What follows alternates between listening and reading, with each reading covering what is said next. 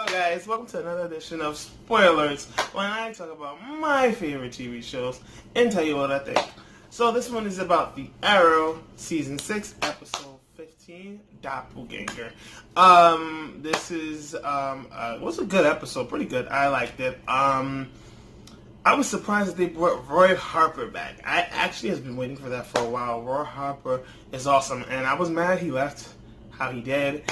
And, I mean, it was for a good reason, and then the second time when Thea met him, that fact that he didn't want her to be around, I thought there was, no reason for that, because this is the person he should have been with. I only think he should have did that if he had somebody else he was trying to get with.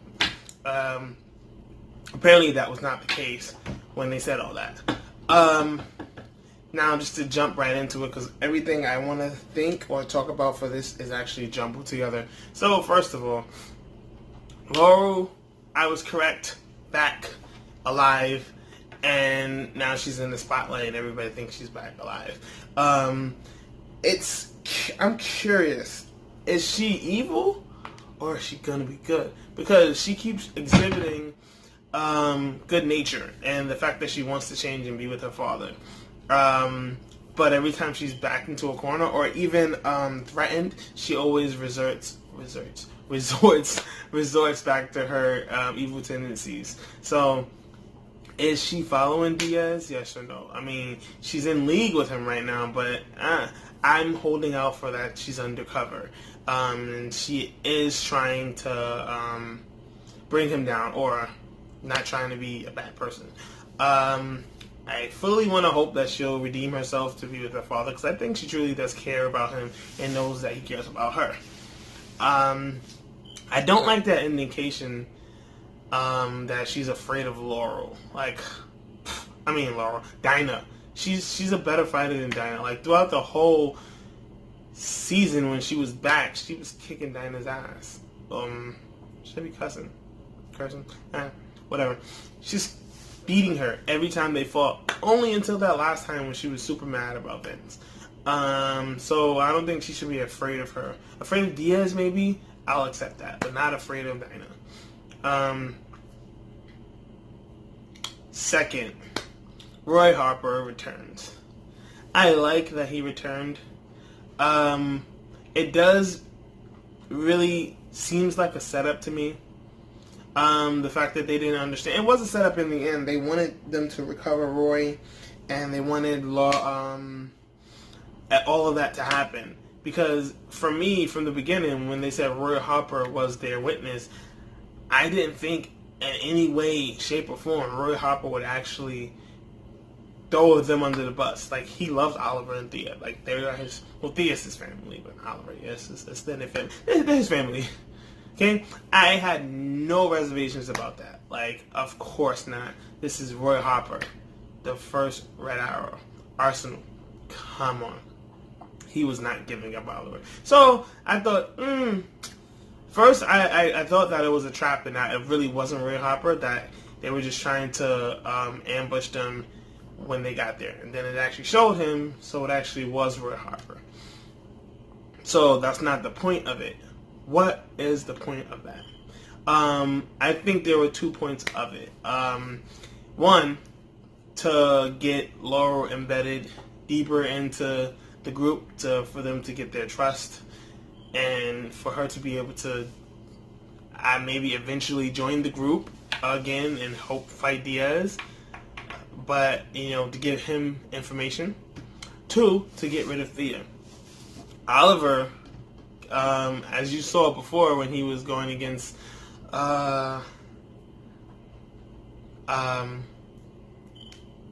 it's with a P. Whatever. When he was going against the guy from before, the Dark Arrow, I'll get his name eventually. Oliver can break, and it takes a lot to break Oliver, but his family, when he's away from them, he is easily broken. So I think they're just trying to separate him from Thea, the family that he has. And then I guess they're going to try to separate him from everybody else. Does that make him seem weaker somehow? I don't know. Because that was the point anyway, divide and conquer. When they were working for Kate and James, they divided both teams. And again, that was Diaz's plan, because remember, he released the picture of Oliver and he released the voice message to the DA, which inadvertently made the teams fight and split up. So his plan is to separate everyone from Oliver. It's not really a plan that hasn't been done before. Slade kind of did the same thing, but Slade went at it a different way. DA's, the way he's doing it is really like, seems like he's a lot smarter than he actually seems. Like when you hear him talking or you're working with him, he doesn't seem so smart. But all this whole plan that he put together was really, really smart and meticulous. Like he had to plan out every single detail of it, and to get it right, which I don't know how, the fact that he tricked someone as smart as Kaden James into doing his bidding. Well, again, but you could be blinded by grief. You know, the fact that his son was murdered, so Kaden wasn't actually paying attention to all the other information around him. So that could be the reason why he didn't pay attention to what was right under his nose. Because they found out about Vince really fast when he turned. Like, it was like, what, a day and a half? And they found out. And Diaz was like doing it the whole time. He was paying people under the table. Because again, after Kaden James was killed, he had the DA in his pocket. And a new police chief. Or that had to take time. He didn't just do it right there before he killed them. I'm pretty sure he was collecting them one step at a time.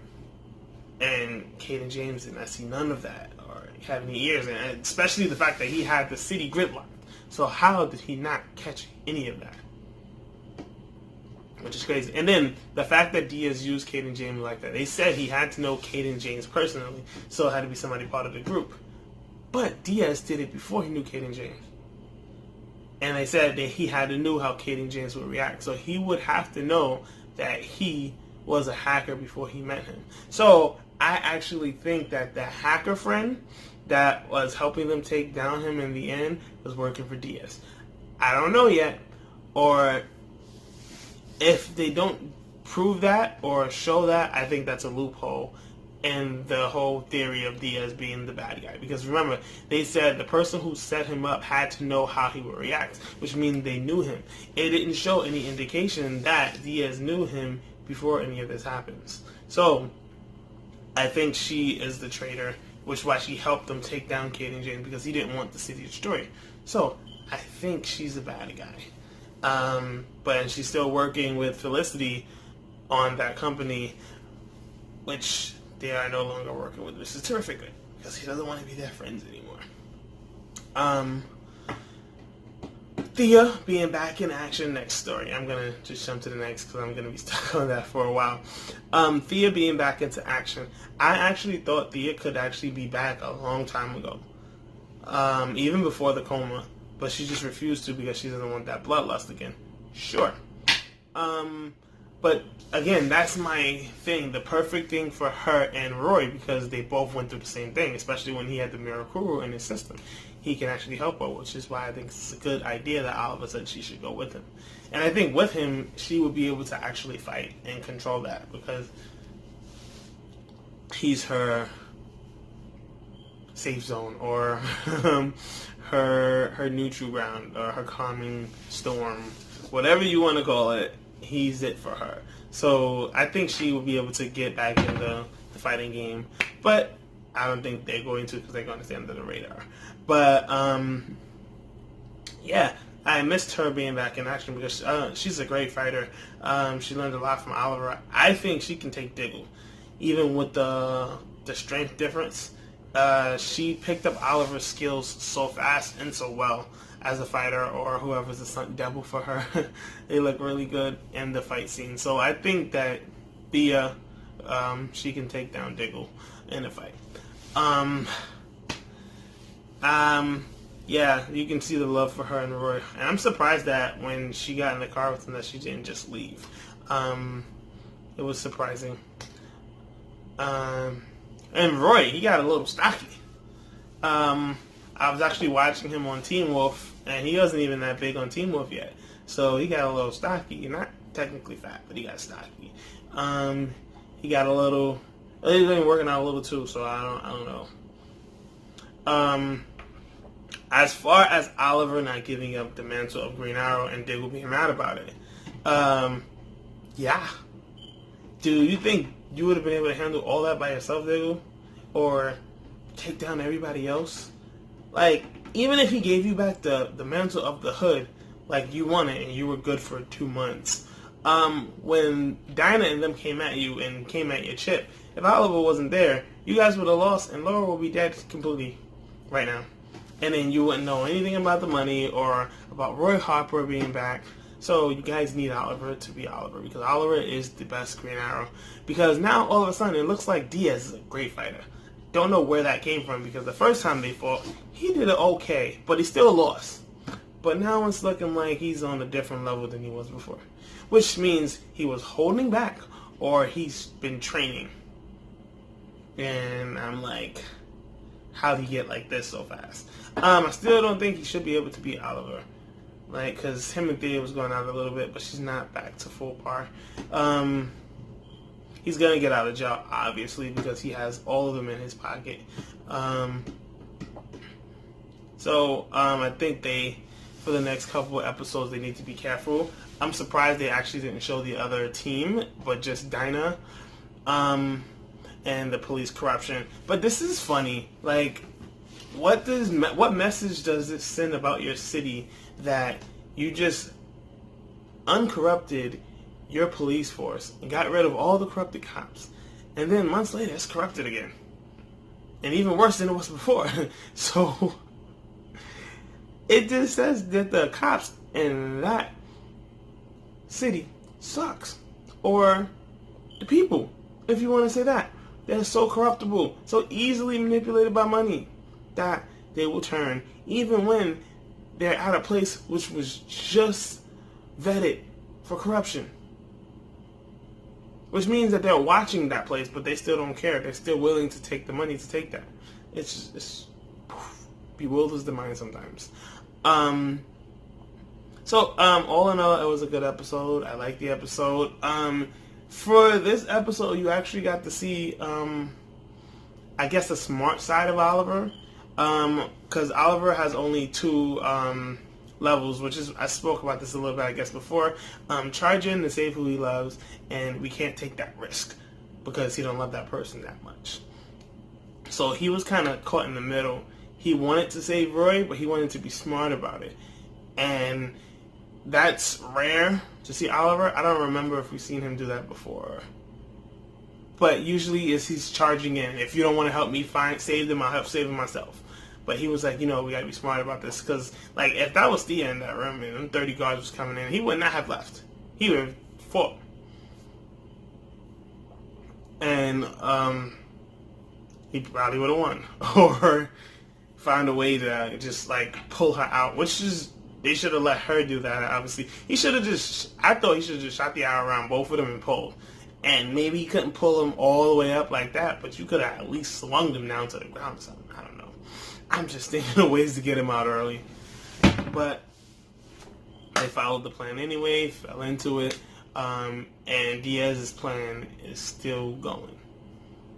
Like, his end game, of course, is to take over the city, bribe everyone, the officials. He's gonna bribe the city officials with the city's money. That's hilarious. Like, the money he's paying them to work for him is the money that was supposed to be for them in the first place. He's probably just giving them a bigger cut, I guess. Or maybe he doesn't even have to, because they don't even have money to pay them in the first place, now that he has the money. So he could be paying them the same thing, or even less. But yeah, this guy came out of nowhere to be a top bad guy. Or this top bad guy. I don't know why. I'm going to do a little research on him later to see if he was a bigger bad guy in the comics, because this, again, it did come out of nowhere for Diaz to be the guy behind everything. So we'll see. I was actually putting it on Anatoly because Anatoly seemed like he had a deeper vendetta to deal with, but I don't know. Diaz, he has gumption. They're gonna go with gumption. So I have to watch the next episode, which I'll be posting about soon. And those are my thoughts on The Arrow. And have a nice day, guys.